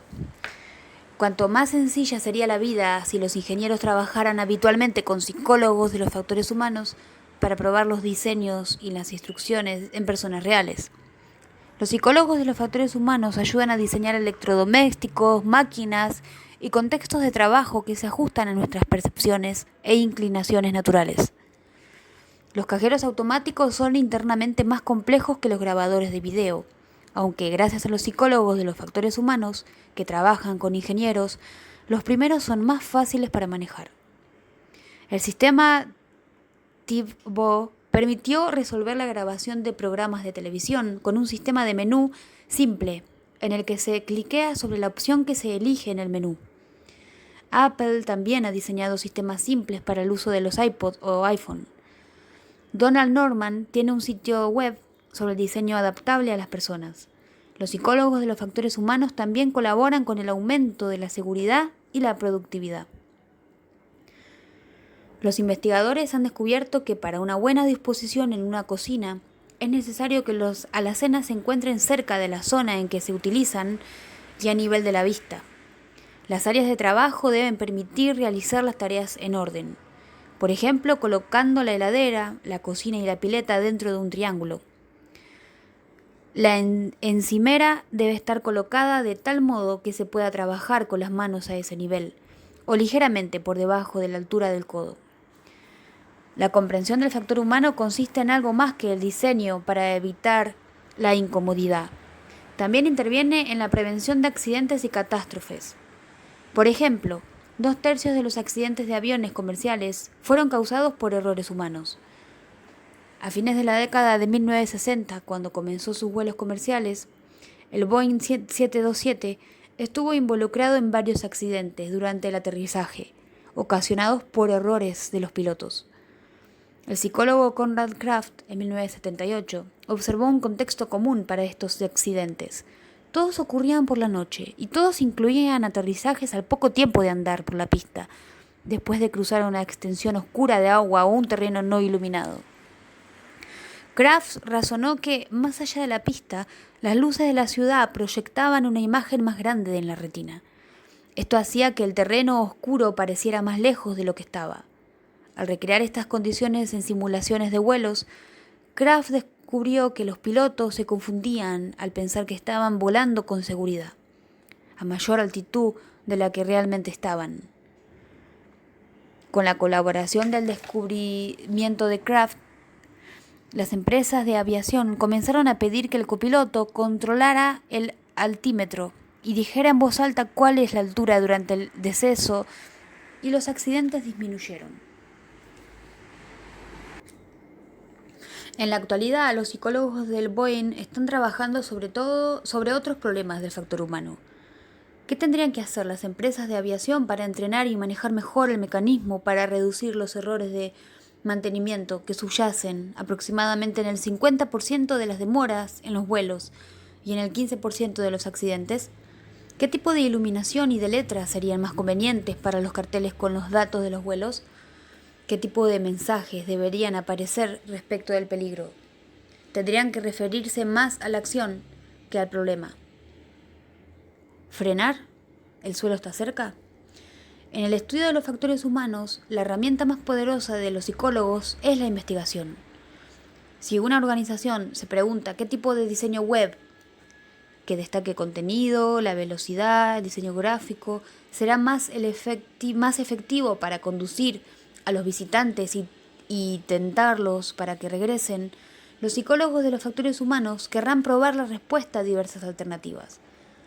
Si la gente de la NASA se pregunta qué clase de diseño especial será mejor para facilitar el sueño, el trabajo y el bienestar psicológico, sus psicólogos de los factores humanos querrán probar las alternativas. Veamos finalmente las tecnologías de escucha asistida disponibles en diversos auditorios, iglesias y teatros. Una tecnología muy en boga en los Estados Unidos requiere gente con pérdida de la audición para que utilicen un dispositivo especial. Un audífono agregado a un receptor portátil del tamaño del bolsillo que detecta señales FM o infrarrojas desde el sistema de sonido de una habitación. Las personas bien orientadas que diseñaron, compraron e instalaron estos sistemas correctamente entienden que la tecnología pone el sonido directamente en los oídos de los usuarios. Pero la realidad es que son pocas las personas con pérdida de la audición que deciden utilizar el dispositivo y soportar la vergüenza de usar un auricular visible. En consecuencia, la mayoría de estas unidades quedan arrumbadas en un cajón sin usar. En contraste, Gran Bretaña y los países escandinavos han instalado sistemas de ondas con el sonido de una emisora de radio personalizada directamente a través del propio audífono de una persona. Si el equipo está bien adaptado, un pequeño cambio puede transformar los audífonos en altoparlantes en el oído. Cuando se ofrece sonido conveniente, que no es visible y sí personalizado, muchas personas eligen utilizarlo como asistente del oído. Los diseños que permiten interacciones seguras, fáciles y efectivas entre las personas y la tecnología generalmente parecen obvias ante los hechos. Entonces, ¿por qué no son más frecuentes? Los que desarrollan la tecnología suelen suponer erróneamente que los otros comparten su saber. Cuando golpeamos los nudillos sobre la mesa para reproducir una melodía conocida, esperamos que el que nos escucha la reconozca. Inténtelo con un amigo. Pero para el oyente es una tarea casi imposible. Cuando conocemos algo, es imposible simular que no. Situación que se conoce con el nombre de la maldición del conocimiento. Para recordar, diseñadores e ingenieros deben considerar las conductas y habilidades humanas para que sus diseños sean útiles. Deben probar el modo de uso de sus inventos antes de producirlos y distribuirlos. Y deben tener siempre en mente lo que se ha llamado la maldición del conocimiento. ¿Existe la percepción extrasensorial? ¿Cuáles son los alegatos a favor de la percepción extrasensorial y a qué conclusión han llegado la mayoría de los psicólogos en sus trabajos de investigación luego de poner a prueba estos alegatos? ¿Podemos percibir solo lo que sentimos o somos capaces de percibir extrasensorialmente, aun cuando no recibamos un aporte sensorial, como cree la mayoría de los norteamericanos? ¿Existe realmente personas que pueden leer las mentes, ver a través de las paredes y anticipar el futuro?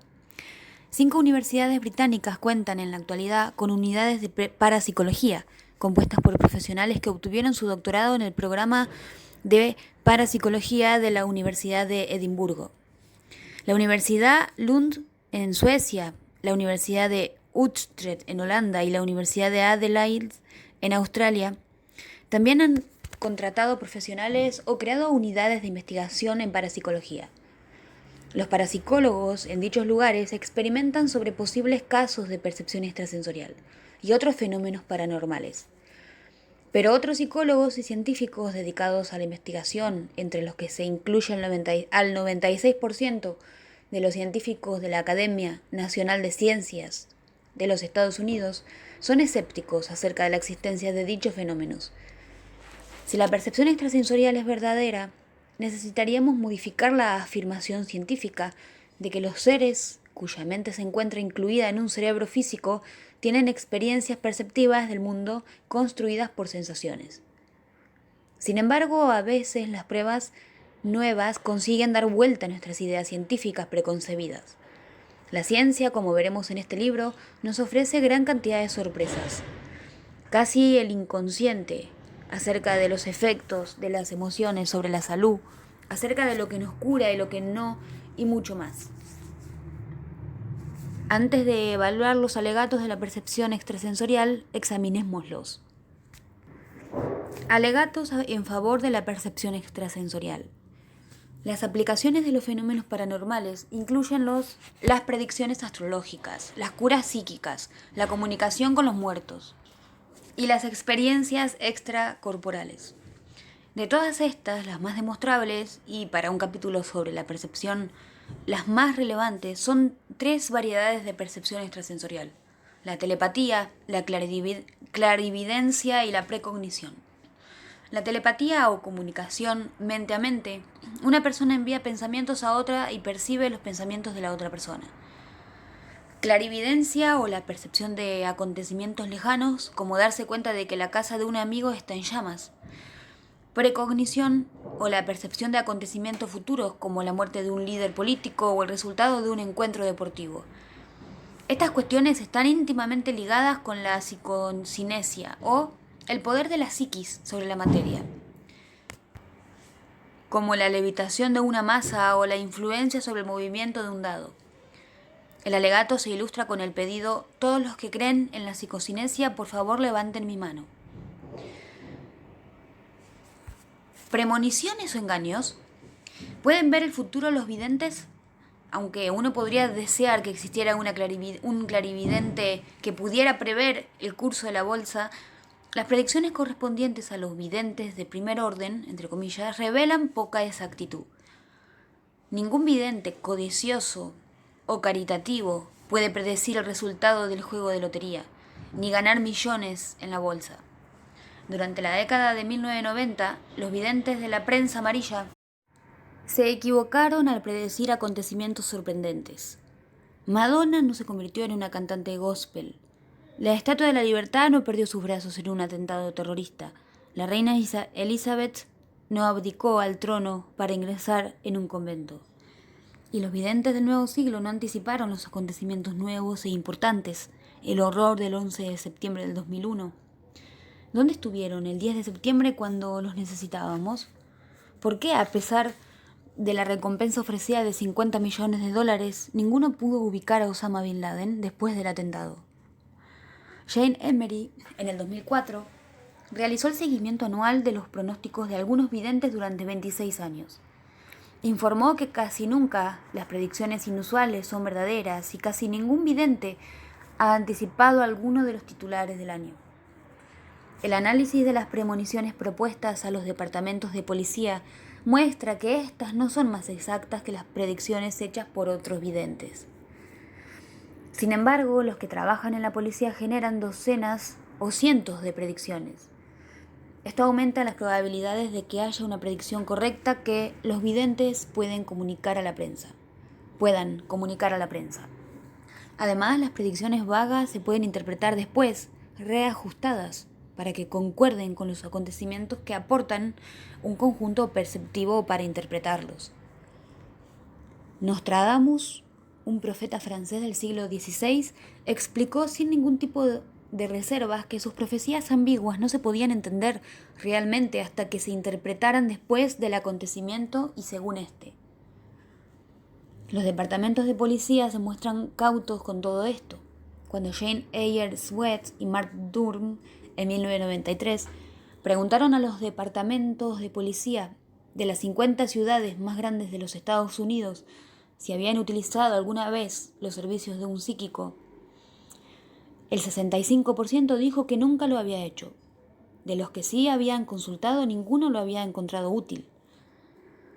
Las visiones espontáneas de las personas comunes son más exactas. Veamos nuestros sueños. ¿Predicen el futuro como cree la mitad de las personas? ¿O solo lo creemos acertados porque estamos más propensos a recordar o reconstruir aquellos sueños que parecen haberse hecho realidad? Hace más de 60 años, 2 psicólogos de Harvard comprobaron el poder profético de los sueños. Después de que el hijo pequeño del aviador Charles Lindbergh fuera secuestrado y asesinado en 1932, pero antes de que se descubriera el cuerpo, los investigadores invitaron al público a comunicar sus sueños acerca del niño.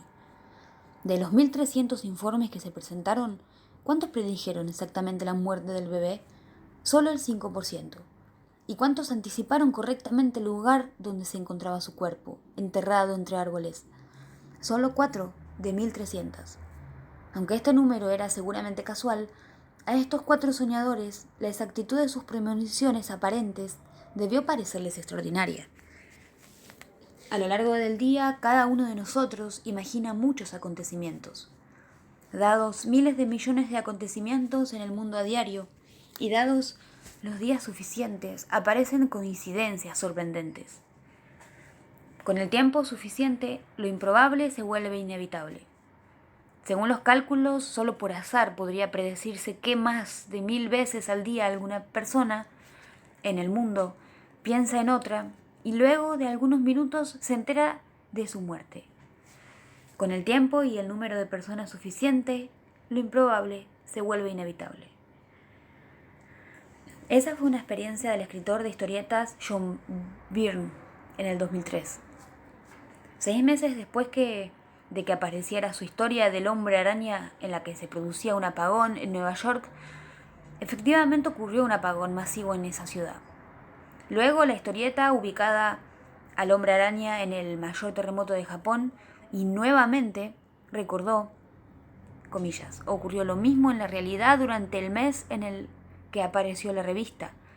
Más tarde, al trabajar en el libro de historietas de Superman, el hombre de acero rescataba a las víctimas de una catástrofe en un transbordador espacial de la NASA. La tragedia del Challenger ocurría poco después, y dejó el tiempo suficiente para dibujarlo nuevamente. Algo más reciente y escalofriante ocurrió cuando estaba escribiendo La Mujer Maravilla, y era una historia en la que el personaje era asesinado como preludio de su transformación en diosa. La tapa de ese número se realizó como la página frontal de un periódico, con el titular «Ha muerto la princesa Diana». Diana es el verdadero nombre de la Mujer Maravilla. Ese ejemplar salió a la venta un jueves. El sábado siguiente, no es necesario decirlo, ¿verdad?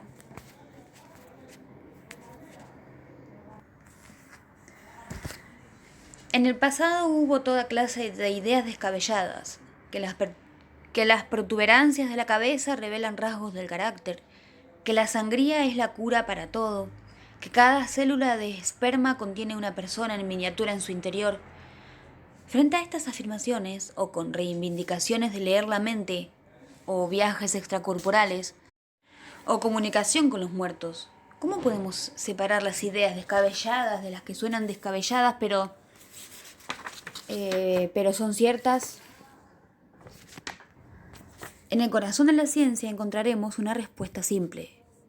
Pruébalas para ver si funcionan. Si es así, tanto mejor para las ideas, pero si no es así, tanto mejor para nuestro escepticismo. Esta actitud científica llevó a los que creen y a los escépticos a estar de acuerdo en que lo que necesita la parapsicología es probar su credibilidad mediante un fenómeno reproductible y una teoría que lo explique. El parapsicólogo Rea White, en 1998, habló por muchos al decir que la imagen de la parapsicología que viene a mi mente, según mis 44 años en la especialidad, es como la de un pequeño aeroplano que ha estado recorriendo la pista de aeropuerto de la ciencia empírica desde 1882. Sus movimientos consisten en elevarse algunos metros solo para volver a bajar a la pista nuevamente. Nunca ha despegado para realizar un vuelo. Si buscamos un fenómeno reproductible, ¿cómo podríamos comprobar las afirmaciones de la percepción extrasensorial con un experimento controlado? Un experimento difiere de una demostración en escena. Sobre el escenario, el vidente, igual que el mago, controla lo que el público ve y oye. Los efectos son por lo general fugaces. En el laboratorio, el experimentador controla lo que el vidente ve y oye. Una y otra vez, dicen los escépticos. Los llamados videntes han mostrado hazañas a públicos que no los cuestionaban en representaciones asombrosas en las cuales ellos parecían comunicarse con los espíritus de los muertos. Leer la mente o hacer levitar objetos, solo para saber después que sus actos eran un engaño. Nada más que ilusiones de los magos en un escenario. La búsqueda de una prueba válida y confiable para probar la percepción extrasensorial dio como resultado innumerables experimentos. Alrededor de 380 de ellos evaluaron el esfuerzo de las personas para influir en secuencias aleatorias de unos y ceros generadas por ordenador. En algunos experimentos pequeños, la coincidencia del número deseado ha excedido el azar, alrededor del 1 o el 2%. Efecto que desaparece cuando se suman experimentos más grandes. En otro grupo de experimentos se invitó a un grupo de emisores a transmitir telepáticamente una de 4 imágenes visuales a receptores que se encontraban en habitaciones separadas y privadas de sensaciones. El resultado, un porcentaje del 32% de respuestas precisas sobrepasó el porcentaje de azar del 25%. Pero algunos estudios de seguimiento, según quien realizaba el resumen de los resultados, fracasaron al repetir el fenómeno o al producir resultados combinados. Si la percepción extrasensorial existiera, ¿podría localizarse en el cerebro? Para averiguarlo, los investigadores de Harvard, Samuel Moulton y Stephen Koslin, en el 2008, hicieron que un emisor enviara una de 2 figuras telepáticamente a un receptor conectado a un equipo de resonancia magnética funcional. Entre estos pares, la mayoría, parejas, amigos o hermanos mellizos de los receptores, adivinaron el contenido de la figura correctamente en un nivel similar al azar, 50%. Además, su cerebro no respondió de manera diferente cuando más tarde visualizaron las figuras que realmente les habían sido enviadas por percepción extrasensorial. Los investigadores llegaron a la conclusión de que estos hallazgos son la prueba más contundente que se ha obtenido en contra de la existencia de los fenómenos mentales paranormales. Desde 1998 hasta el 2010, un escéptico, el mago James Randi, ha ofrecido $1 millón a la persona que pueda demostrar cualquier habilidad paranormal, ante un grupo de expertos competentes. Grupos de franceses, australianos e indios tienen ofertas similares de hasta 200.000 euros a cualquiera que demuestre capacidades paranormales. A pesar de lo elevado de la cifra, el sello de aprobación científica sería mucho más valioso para alguien cuyas reivindicaciones pudieran ser autenticadas. No hay ninguna persona que se haya presentado para refutar a los que dicen que no existe la percepción extrasensorial. Y para ello solo necesita una persona que pueda demostrar un único fenómeno de percepción extrasensorial reproducible. Para refutar a los que dicen que los cerdos no hablan, haría falta un cerdo que hablara. Por el momento nadie ha demostrado este poder. La oferta de Randi ha sido anunciada durante 3 décadas y docenas de personas han realizado las pruebas, algunas veces bajo el escrutinio de un panel de jueces independientes, pero por ahora todo sigue igual. El deseo de las personas en creer en la percepción extrasensorial es más fuerte que todas las pruebas que confirman que no existe. Susan Blakemore. Antes de continuar, ¿qué piensa usted de las afirmaciones de la percepción extrasensorial? ¿Y cuál es la evidencia que confirmaría o negaría su punto de vista? ¿Qué habilidad psíquica se muestra en el canal de deportes de la historieta que está arriba? Para asombrarse y honrar la vida, no necesitamos mirar más allá de nuestro sistema perceptivo y su capacidad de organizar los impulsos nerviosos sin forma en coloridas visiones, vívidos sonidos y evocativos perfumes. Como el Hamlet de Shakespeare reconoce, entre el cielo y la tierra, mi querido Horacio, hay más cosas de las que sospecha tu filosofía. Dentro de nuestras experiencias perceptivas y sensoriales cotidianas hay cosas verdaderamente extraordinarias, seguramente muchas más de las que hemos soñado en nuestra psicología. Entonces, ¿cómo funciona la mente? No sé. ¿No sabes?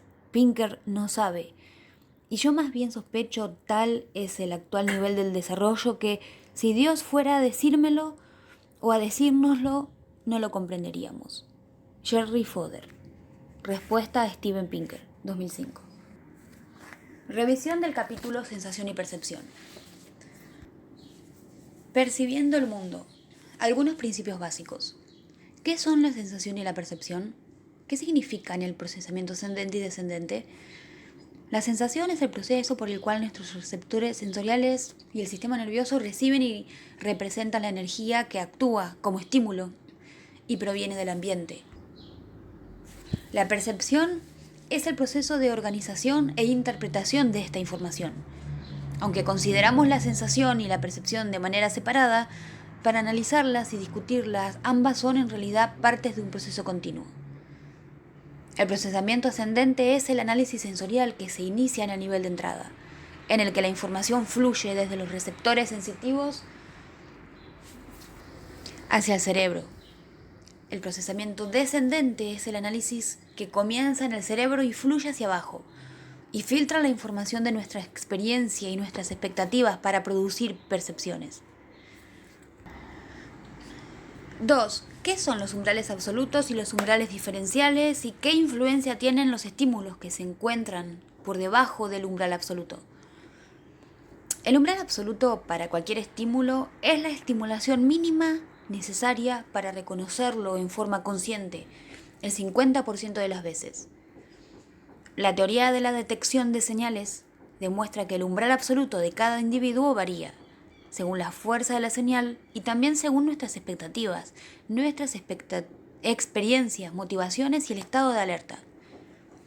Nuestro umbral diferencial, también denominado diferencia apenas perceptible, es la diferencia mínima que notamos cuando discernimos entre dos estímulos el 50% de las veces.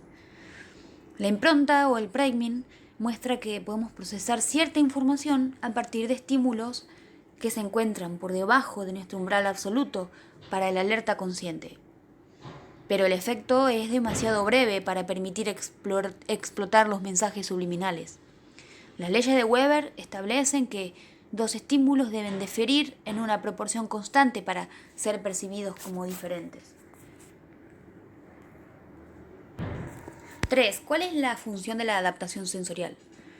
El fenómeno de la adaptación sensorial, la disminución de nuestra sensibilidad a los olores, los sonidos y las sensaciones constantes en la piel, permite centrar nuestra atención en los cambios informativos del ambiente.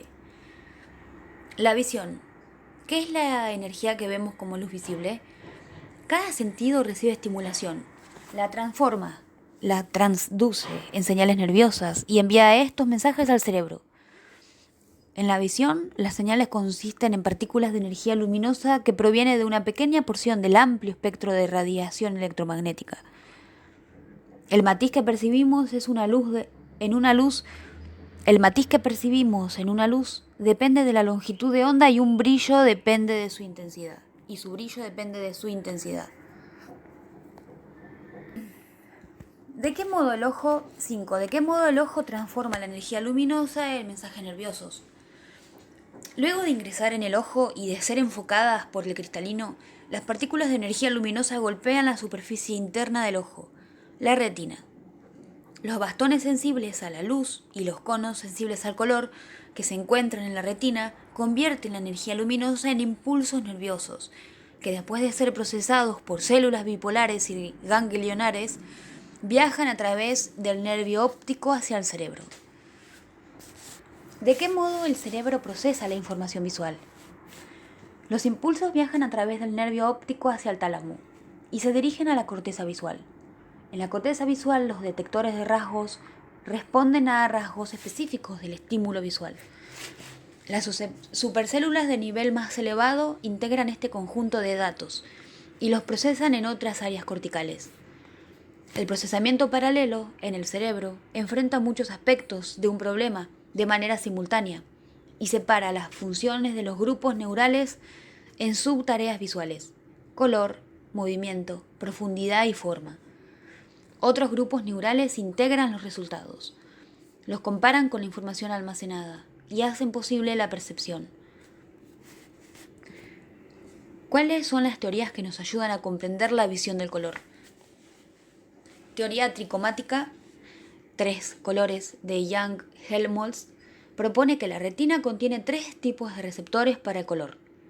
Investigaciones contemporáneas han llegado a 3 tipos de conos, cada uno más sensible a la longitud de onda de cada uno de los 3 colores primarios de la luz: rojo, verde o azul. La teoría del proceso opuesto de Hering propone 3 procesos adicionales para la visión de color: rojo versus verde, azul versus amarillo, negro versus blanco. Las investigaciones contemporáneas han confirmado que en su camino hacia el cerebro, las neuronas de la retina y el tálamo codifican la información relacionada con el color que proviene de los conos, en pares de colores opuestos. Estas teorías y los trabajos de investigación que los sostienen muestran que el procesamiento del color se produce en 2 etapas. La audición. ¿Cuáles son las características de las ondas de presión del aire que escuchamos como sonidos? Las ondas sonoras son bandas de aire comprimido y expandido. Nuestros oídos detectan estos cambios en la presión del aire y lo transforman en impulsos neurológicos, que el cerebro decodifica como sonidos. Las ondas sonoras varían en frecuencia, que experimentamos con diferentes tonos, y en amplitud, que percibimos como diferente intensidad. ¿De qué modo el oído transforma la energía sonora en mensajes neurológicos? El oído externo es la porción visible del oído. El oído medio es la cámara que se encuentra entre el tímpano y la cóclea. El oído interno está formado por la cóclea, los canales semicirculares y el sáculo vestibular. A través de una cadena mecánica de eventos, las ondas sonoras viajan a través del canal auditivo y producen pequeñas vibraciones en el tímpano. Los huesos del oído medio amplifican las vibraciones y las envían a la cóclea, que está llena de líquido. La liberación de la membrana basilar, causada por los cambios de presión en el líquido coclear, produce movimientos en los pequeños pelos celulares, provocando mensajes neurológicos que son enviados a través del tálamo hacia la corteza auditiva en el cerebro. ¿Cuáles son las teorías que nos ayudan a comprender la percepción de los tonos? La teoría del lugar propone que el cerebro interpreta un tono particular decodificando el lugar en el que la onda sonora estimula la membrana basilar en la cóclea. La teoría de la frecuencia postula que el cerebro descifra la frecuencia de los pulsos que viajan hacia el cerebro. La teoría del lugar explica cómo escuchamos sonidos de tonos elevados, pero no puede explicar cómo oímos sonidos de tonos bajos. La teoría de la frecuencia explica cómo escuchamos sonidos de tonos bajos, pero no puede explicar cómo escuchamos sonidos de tonos altos. Cierta combinación de ambas explica cómo escuchamos sonidos en rangos medios. ¿Cómo ubicamos los sonidos? Las ondas sonoras llegan a un oído más rápidamente y con más intensidad que al otro. El cerebro analiza las diferencias apenas perceptibles en los sentidos que recibe en los dos oídos y ubica la fuente del sonido. ¿Cuáles son las causas más frecuentes de pérdida auditiva y por qué existen controversias con respecto al uso de los implantes cocleares? La sordera de conducción es el resultado de un daño en el sistema mecánico que transmite las ondas sonoras a la cóclea.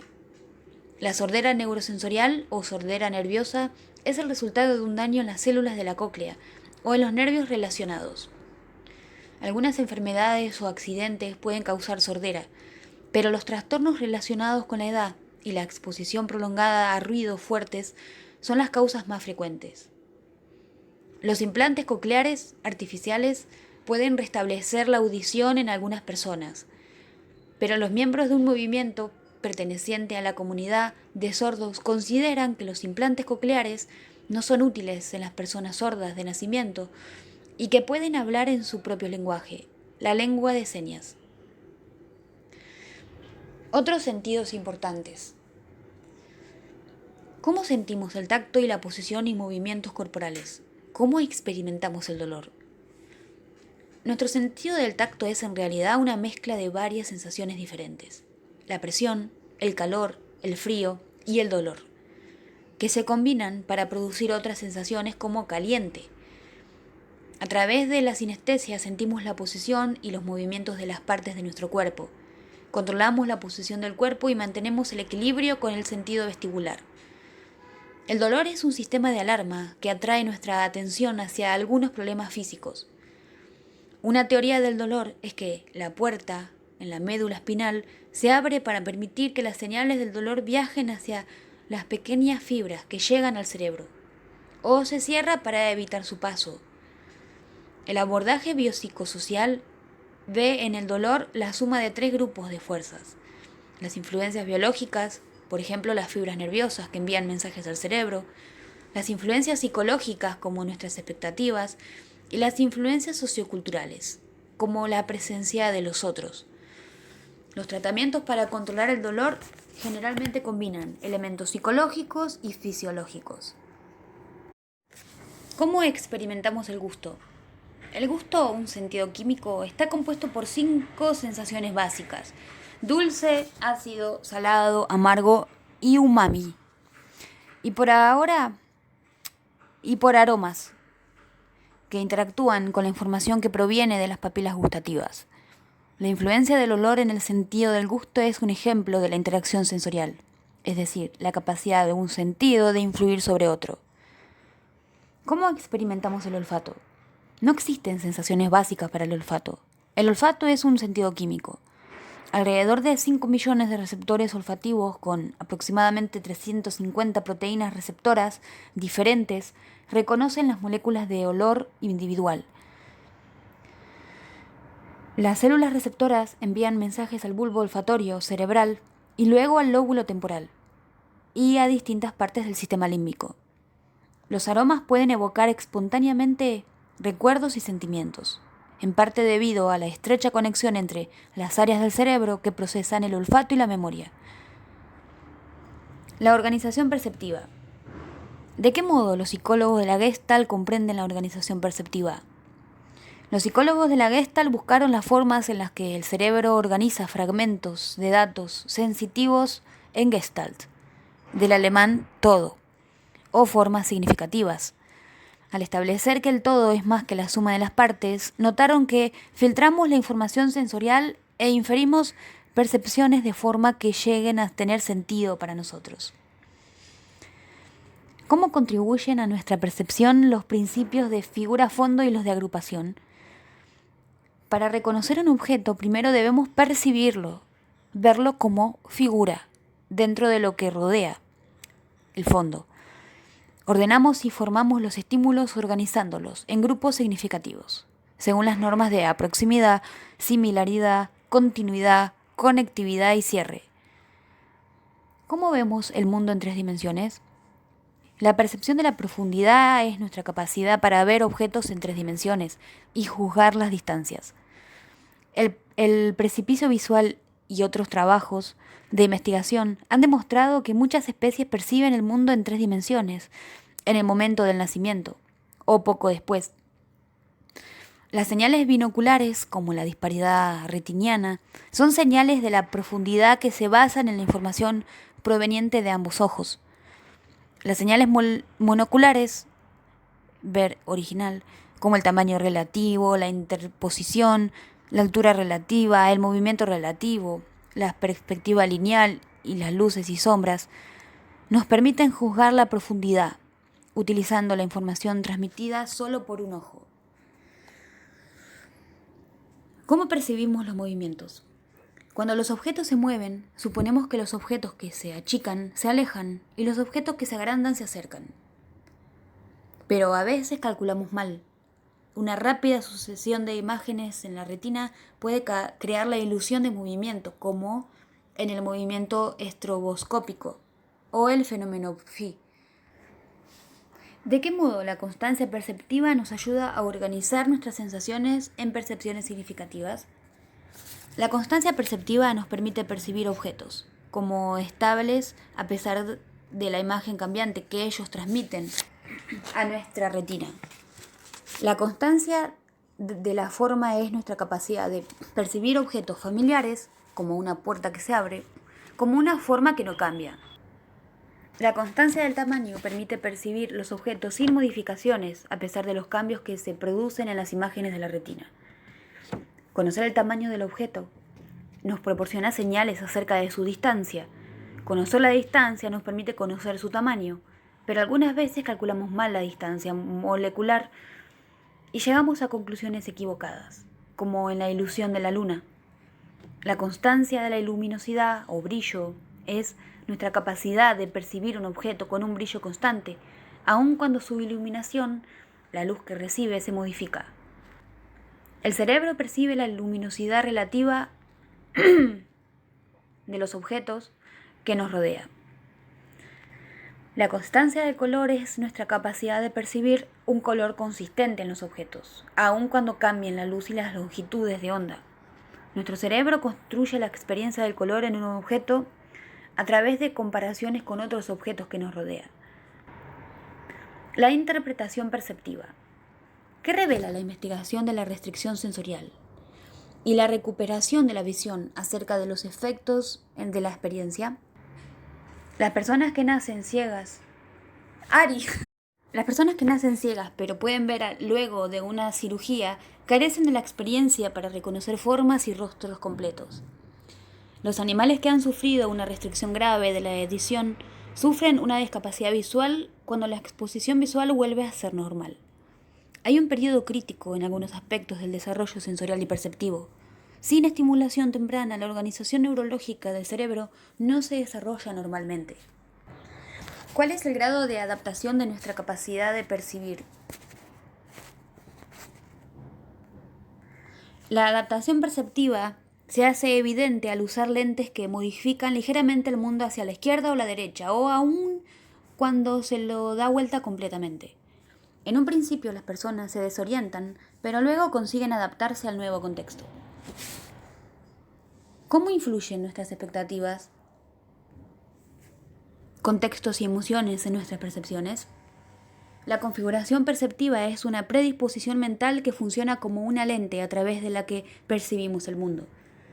Los conceptos aprendidos, esquemas, nos predisponen a organizar e interpretar los estímulos ambiguos de ciertos modos. El contexto que nos rodea nos ayuda a crear expectativas que guían nuestras percepciones. El contexto emocional influye en la interpretación de la conducta de las otras personas, así como de la nuestra. ¿De qué modo los psicólogos de los factores humanos trabajan para crear máquinas y entornos de trabajo que se adapten al usuario? Los psicólogos de los factores humanos contribuyen a la seguridad humana y han mejorado los diseños alentando a los desarrolladores y diseñadores a que consideren las capacidades humanas para evitar la maldición del conocimiento y para realizar pruebas en los usuarios que revelen problemas basados en la percepción. ¿Existe la percepción extrasensorial? ¿Cuáles son los alegatos en favor de la percepción extrasensorial y a qué conclusión han llegado la mayoría de los psicólogos que la han investigado, luego de poner a prueba estos alegatos? Las tres formas más comprobables de percepción extrasensorial son la telepatía, comunicación mente a mente, la clarividencia, la percepción de hechos remotos, y la precognición, la percepción de hechos futuros. Gran parte del escepticismo de los investigadores se centra en dos puntos. Primero, para creer en la percepción extrasensorial, debemos creer que el cerebro puede percibir sin registro sensorial. Segundo, los psicólogos y parapsicólogos no pudieron reproducir los fenómenos de percepción extrasensorial bajo condiciones controladas.